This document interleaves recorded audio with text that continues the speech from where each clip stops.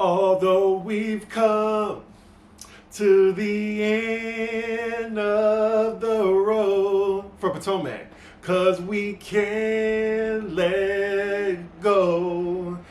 What a season. Oh my God. This reunion was amazing. The whole thing was amazing. Just shout out to a great season of Potomac. I will get into the breaking news after this video. Just letting y'all know, part 3 was an hour and a half, so we have a lot to cover. I hope y'all get comfortable, get your drink, hit your blunt, and sit back and relax. So let's get into it. So we left off from last week of Andy Cohen just gaslighting Monique and then saying, well, it's been a year and you just seem so stoic and unemotional just because Monique isn't a crying mess like Candace. So once she says, I'm not built like that, Candace's like, I need a break. I need a break, and just storms off. Like, for real, y'all, it's been a year and we can tell who got therapy and who didn't. So Candace goes back to her dressing room where her husband is, and she really is a crying mess. She's getting her makeup touched up. I feel bad for her makeup team because she's been crying throughout this entire reunion. Yeah, these are quintessential white woman tears that Candace is doing right now. I cannot take this. She's lying. Like, Candace, girl, like, yes, you got your ass whooped. Yes, you didn't deserve it. But let's not play the victim like you didn't do a goddamn thing. Like, she just attacked you for no reason. Come on. I will say Candace's husband, Chris, is a good husband. He's saying the right things to her. He really loves this woman. I don't know how he does it, but yes, he's a good husband. I'll give him that. She's just a spoiled brat who just doesn't get her way. Like, tantrums left and right. Like, Chris really has to talk to her like a 4-year-old to get her happy again. So Candace comes back out and we're getting to the topic of why Candace didn't press charges sooner. She says that, she saw all this Twitter backlash and, someone from Monique's camp did this and did that. Okay, so I'm wondering what Monique was supposed to do, Like, when you just got into a fight fresh, it's really, fuck that bitch. It really is. So I'm not really sure what Candace wanted Monique to do. So my point of view on why Candace waited so long to sue Monique was because basically she didn't get the apology she wanted quick enough. She also didn't see Bravo reprimanding her quick enough. She thought she would be fired on the spot, and she wanted to be spiteful, and she wanted a little coin too. That's why for me. So I'm not sure why people expect Monique to be mad at Karen because Karen said, oh, if I were you, Candace, I would press charges. I can see Karen pressing charges for anyone that hits her because Karen's not a fighter. And Karen wouldn't get in somebody's face and do all this. And Karen's mouth isn't as reckless as Candace's. So it's nice to see that the ladies all agree that taking it legal went too far. Because I'm just like, girl, okay, you got into a little scuffle. It could have been worse. It really could have been worse. But you got your wig tugged on. You were fine afterward. I think the reason that this whole thing is unsolvable is because Candace took it to a legal area and now there's no room for them to get back to where they were. Gizelle, really? You want to wear an ankle monitor? You need an ankle monitor for all your fashion crimes. That's what you need. Also, Gizelle, you need an ankle monitor for Jamal for all the women that he getting pregnant in his church. So now we're talking about Monique's countersuit. And Candace, you can call her lawyer a quack, quack, quack all you want. He got that case thrown out. You didn't get a coin from Monique, okay? And Andy, that lawyer joke with Bill Barr wasn't funny. I don't like how Candace is throwing these tantrums as well as interrupting all the people that she don't like. Like, Andy isn't putting her in check, but he makes sure to tell Monique, oh, let Candace finish, let Candace finish. Like, we're seeing the bias already, y'all. Woo, y'all. So, just to let y'all know, I'm watching this as I go so I can comment on it. Normally, I'm giving y'all some behind the scenes tea. I make a little script, but right now, this is just so good. I'm gonna rewatch this as I go. Andy says, before we all move on, is there anything else y'all have to say about the altercation?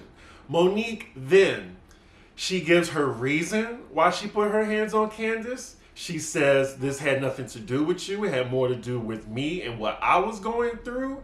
And she gave her an apology. an apology. It was sorry. I'm sorry for the pain that you're still going through, obviously. So you got your apology, Candace. And what did Candace say? Oh, it's been 365 days. She didn't get the apology when she wanted the apology. Girl, all you gotta say is, keep your apology. I don't want it at this point. Because you got the apology, so now what? Now what? She thinks it's not sincere. Normally, I would be hoping that, okay, it's done after this. Like, okay, you got the apology, you can start to heal now. So Candace is now bringing up a laundry list of things she has against Monique while they were filming, while they were promoting the season, including scratching her face out, the song Drag Queens, and also the tweets against her. You know what? Just say you don't accept the apology. So now we're getting into Monique's song Drag Queens. Candace has got her phone out and started reading the lyrics. Yeah, give Monique free promotion on this. This scene is so funny because Candace is reading the words in a split screen with Monique. Monique is finishing the lyrics for her. I'm guessing, like, you know, Monique could have not given you the apology either. I would have respected that too. So, yeah, this scene is dragging on. Dragging on. Now, Monique, I love you, but this song was definitely about the fight. I real respect that she made this song as an outlet for her anger. And I'm pretty sure she was still angry with Candace when she wrote the song. So it is what it is, but let's not say it wasn't about Candace. It definitely was about Candace. I'm not completely biased, y'all. So Andy tried to shade Monique just now. Like, are you a recording artist? Andy, are you a journalist? Because you're not. Did he ask Luann de Lesseps, is she a recording artist? Did he ask Melissa Gorga, is she a recording artist? And I'm sure as hell no, he didn't ask Erica Jane, is she a recording artist? So yeah, another mental note for Andy, okay? Like he is on this reunion. Like you can tell he's still mad about that Lil Check comment. And Andy Cohen is still on his bullshit. He's going back to a lawyer situation. How did Monique get bad legal advice from her lawyer when her lawyer got the case thrown out against her? What the hell are you talking about? I wanted to literally throw my remote at the TV. Like, did he watch the season? And does he not know that that was a victory on Monique's behalf? That they got the case thrown out? Candace says she's accountable for her mouth. No, you're not. You didn't take any accountability in this fight. So I'll give this 1 point to Candace. In the beginning of the season, Monique was kind of riding her hard. And I was wondering, why is she doing this to her? And she did walk away. But again, when we get to the winery, it was still both of their fault. It was more of Monique's fault because, you know, she twirled the hair. Even though Candace did do this to her as well. And we saw it in the clip last week. So don't come for me in the comments. So after the fight is when I'm just like, okay, Candace, she is taking it to a whole nother level where it didn't need to go. And that's why right now I'm clearly on Monique's side. So in the beginning, I was on Candace's side. But now, this woe is me and weaponizing my tears and trying to get this person off the show. You still signed up for this show, sis. I'm sorry. I just did not like the way she handled it after the fight. Monique definitely would have apologized to Candace had it not went legal. Monique has definitely grown since that altercation, and the proof is in the way she's reacting to Candace at this reunion. So Candace again is talking in circles and saying there's nothing she did to warrant this beatdown, and she didn't deserve to get beat up. She didn't. But let's not pretend that you did not do anything at all. That's all I'm saying. She is still not taking accountability for anything. So now the conversation is on Karen and how she was stuck in the middle between being friends with Candace and Monique. Andy asked the cast who thinks that Karen was more so on Monique's side. The only people that raised their hand was Candace and surprisingly Ashley. I personally think that Karen was really fair to be in such a hard position, but Candace was mad at Karen because she wanted her to be on her side. And Candace is a spoiled brat who normally gets her way thanks to her mom and almost thanks to her husband too. Now, I don't understand why the other women were mad that Monique came to the event before they got there, because they still didn't see her And we know that Karen, as well as production, didn't want them to meet. So I still don't get why they were placing such a big deal on this. Oh my God, y'all. Like, Andy is clearly Team Candace right now. I'm just wondering, like, what is going on? Like, he is really up her ass right now and not holding her accountable to anything. Ooh, so we really get an unexpected heated exchange between Karen and Candace. So this was over Candace being angry that Karen was putting the Green-Eyed Bandits on notice that they kind of started this fight. Now, they didn't start the fight, but they damn sure instigated it. And I implore you guys to watch the entire season over if you don't think so. Now, with Robin, I'll say like, kind of, sort of, but Gizelle definitely instigated that fight.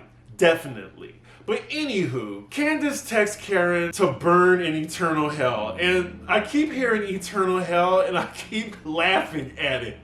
And that's when Karen contacted Bravo and told them to reprimand Candace. I'm not sure in what way, but I think she wanted to get her psychological help. But are we really surprised Karen did that? Because again, Karen early in the season said, oh, if someone lays hands on me, I'm calling the police. So yeah, if you get a text message from someone telling you to burn in hell just because of her thoughts on how the fight was started and or instigated, yeah, I want to bring somebody into this. Are we really surprised? So they are really going back and forth and Karen is standing her ground. And here come the tears. I don't believe it, you do. I don't believe it, you do. Oh my God. Words aren't weapons, Candace? Okay. So why did your mom hit you over the head with a pocketbook and smack you across the face on 2 different occasions because of your mouth? Because words are weapons. And I bet you didn't bring her to court, did you? Karen is on it. I will call for help. I will call for help. Woo, child. And I don't regret calling your boss. Oh, you better get it, Karen. Ooh. See, Candace really provokes this reaction out of people. So after that heated exchange, they take a break. We break the fourth wall and see the behind the scenes. And all the husbands are joining the stage. And Andy's trying to have this whole small talk with everybody, talking about football, basketball. And here come Chris Samuels, not here for the bullshit. Like, no, let's not talk about this basketball game. And let's talk about what y'all been saying about my child. I'm just glad he's not here for the bullshit. He's clearly not here for Andy's bullshit, and we ain't either. Now, we see which husbands are there and which husbands are not. Now, of course, is Jamal coming? Of course not. Juan isn't there for what, a basketball game? Okay. And then, of course, we have Michael Bussy grabbing Darby, who also skipped out because of a wedding. Y'all know when the reunion is, and y'all make time for it. And Chris Samuels is making more than all the husbands on that stage, probably combined, and he made time to be behind his wife. Does anyone believe that Chris Bass has sold that restaurant? I don't know. I gotta say, you know, I don't like Wendy for the show at all, but she has a beautiful family. Her husband is gorgeous, of course. I'm not sure why he has a tux on right now for this, but anywho, for her beautiful family, I think she needs to be on a TLC or a WE TV, but not Bravo. She's just not interesting enough for Bravo. Beautiful family, but not for Bravo. Also, did y'all notice that Wendy hardly talked this entire reunion because she had no storyline?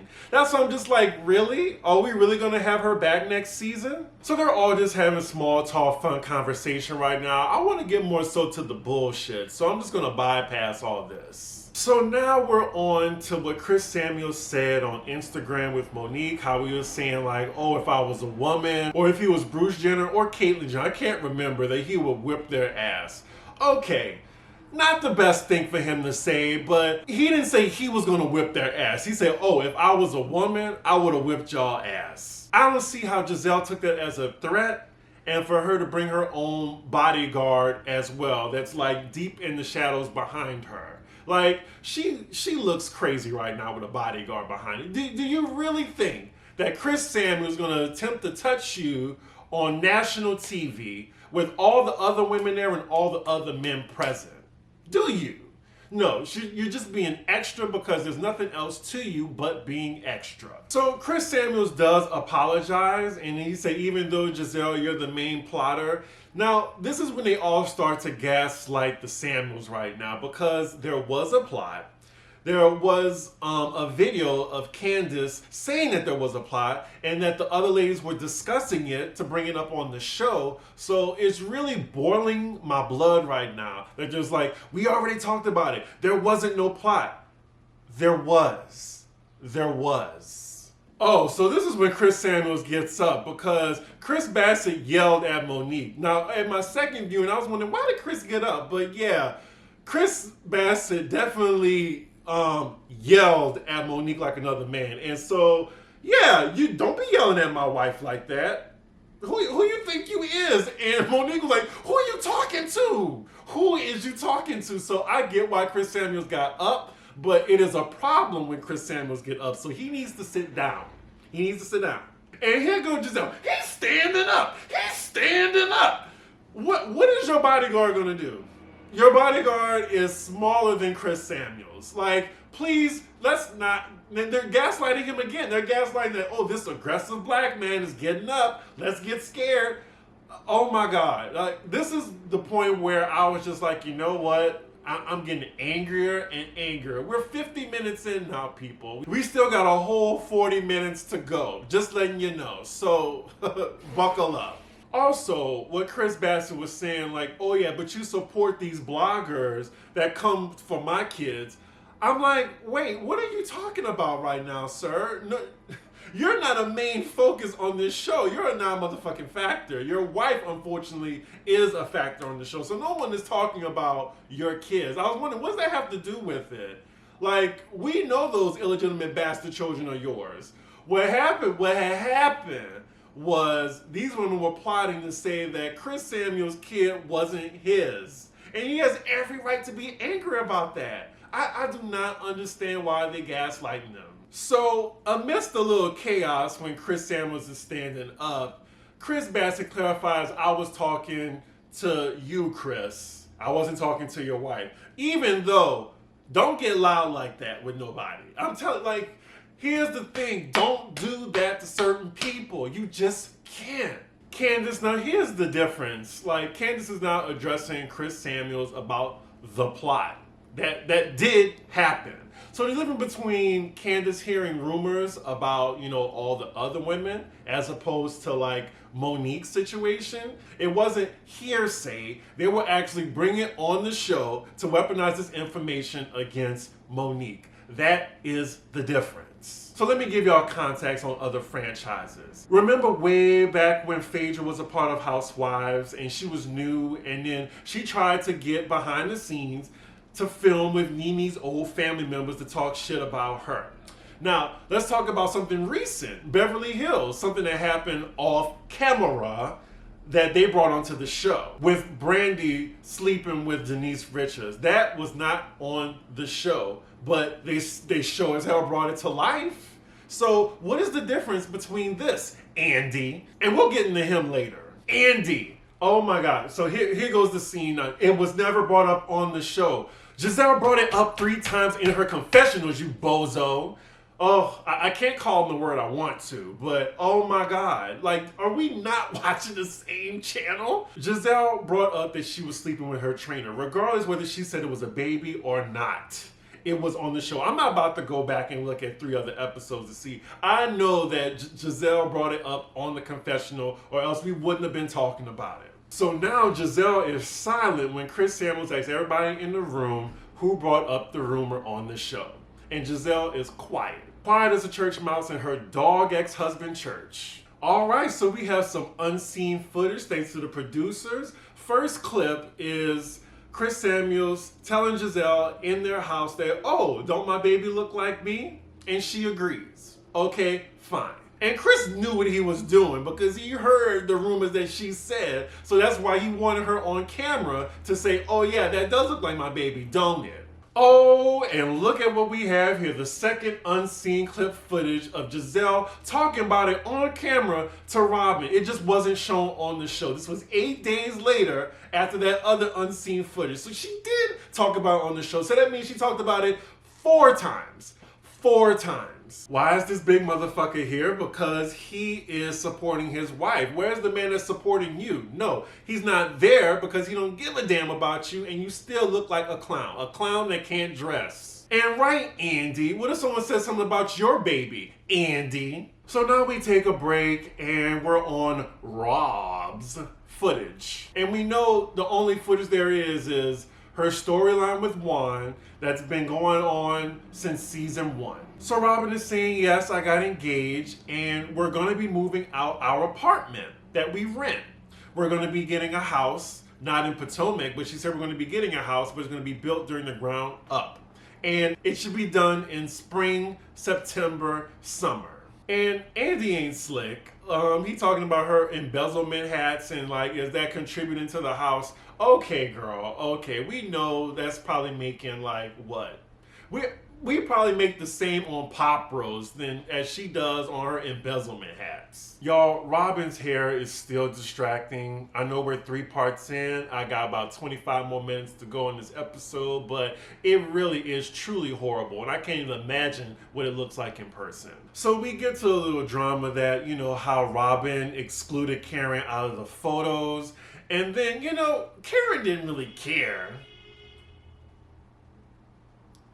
Karen didn't really even care, but she did bring up like how now on her site that none of the pictures of the ladies are on there. You really have to search for it. So at the end of the day, who cares? That website is going to be a 404 link by next year, I promise you. So now we get on Robin's taxes and she says it's handled. And then we point out how, you know, how she gave Karen's husband Ray such a hard time on his taxes and now the same thing has happened to her.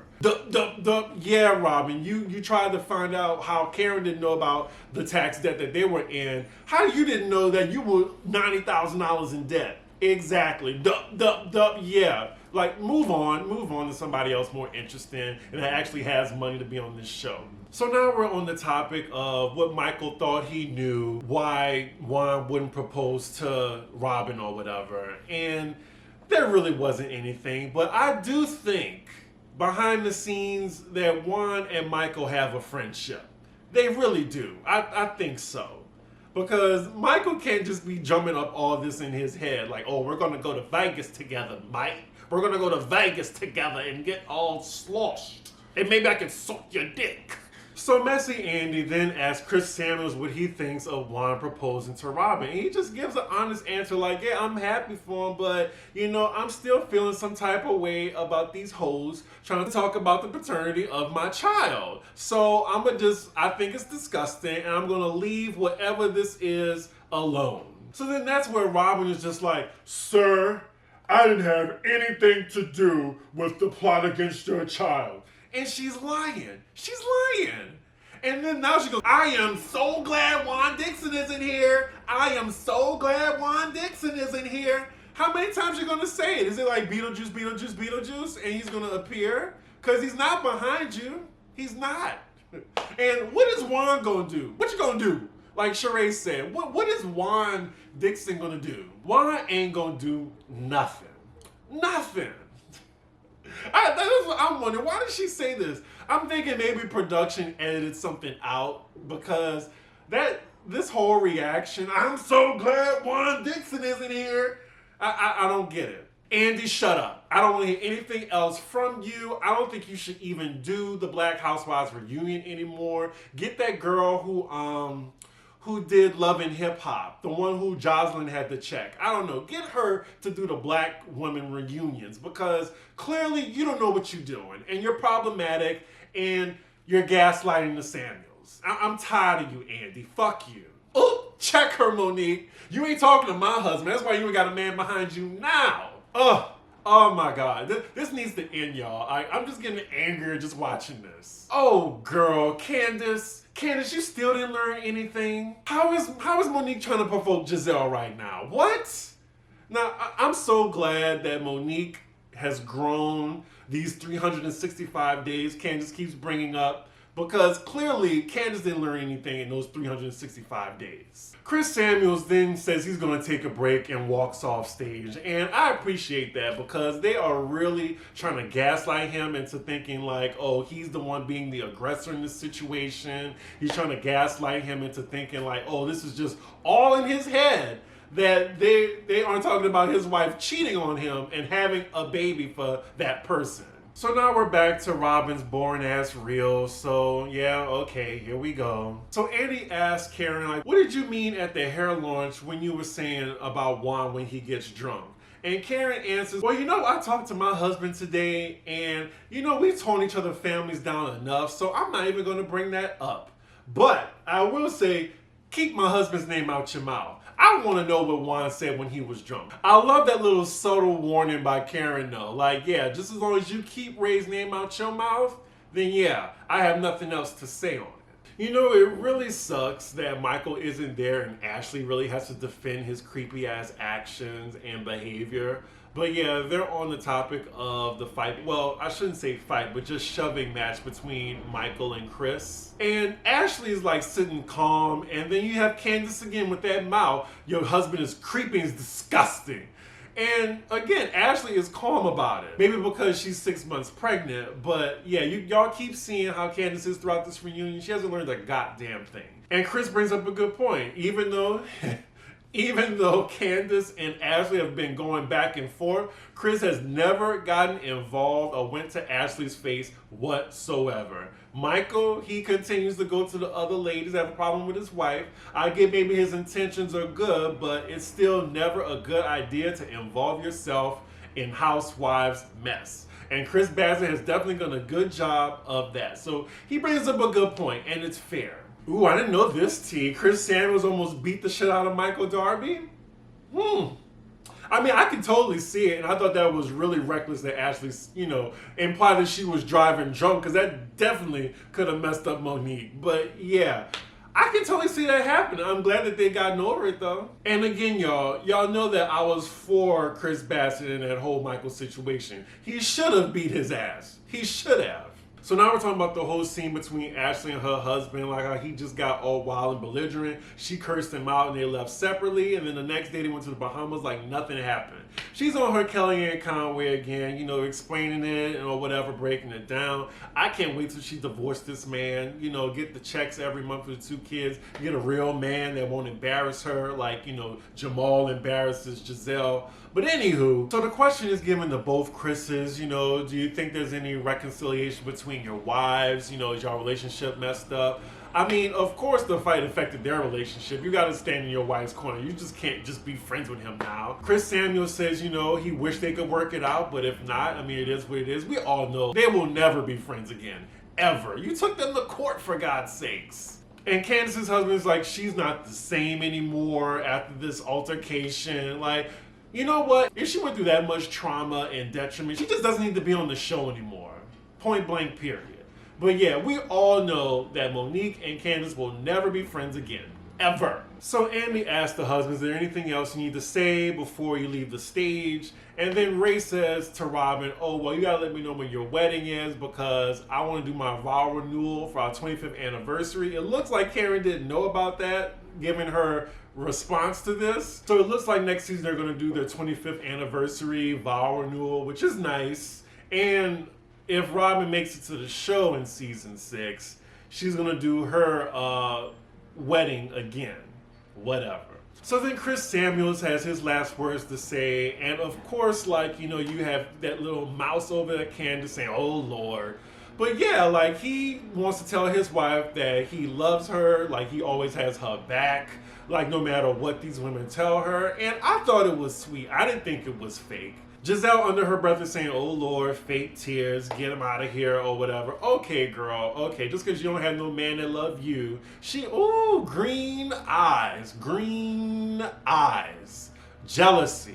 Oh, and Chris Samuel looks in Gizelle's direction and says, you know what, I forgive you, I release you, go get some help, because hurt people hurt people.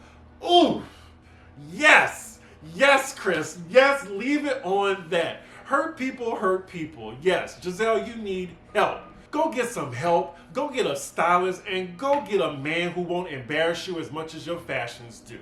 That is what we call, ladies and gentlemen, a mic drop when you leave the stage. Okay, and this was just really nice to see. Like, as the husbands left the stage, we see backstage that both Chris's hugged it out and say, you know what, I wish things were different, but they're not. But you know what, I still respect you. And that was really nice to see. That was a real moment. Woo, child, we are winding down now. We are in the last 5 minutes. I know everyone on this stage is like tired. They've been on here for 11 hours. And all we've gotten is 3.5 hours of footage. So I can only imagine what was cut out. I'm pretty sure like in a week or two, they'll do an unseen footage episode like they always do of the season. But yeah, 11 hours. I'm just so glad they didn't do this as a 4-part reunion. I couldn't handle it. Maybe I would have liked it to, get some more YouTube views, but I do think the last part being an extra 30 minutes was a good idea. Oh, and I know whoever is Candace's makeup artist, they really earned their paycheck for this day, because she has cried on and off, ruined her makeup countless times. So I hope she gave him something extra. Child, he asked Wendy what it was like this season, wrapping up, and I'm just like, I forgot she was there. So we get to Gizelle's final thoughts, and Andy asks her, oh, well, I'm sure you have a lot to tell Jamal after this reunion. And she's like, well, I spoke to him during the break. And he was just like, baby, I love you.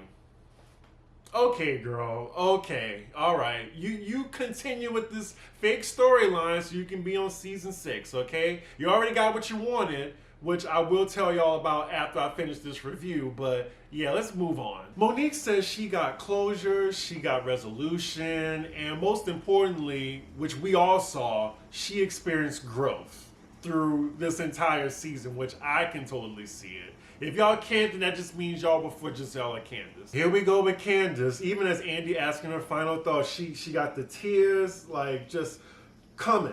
I'll give her that. She can cry on cue. Like, she needs to start acting for real, not singing.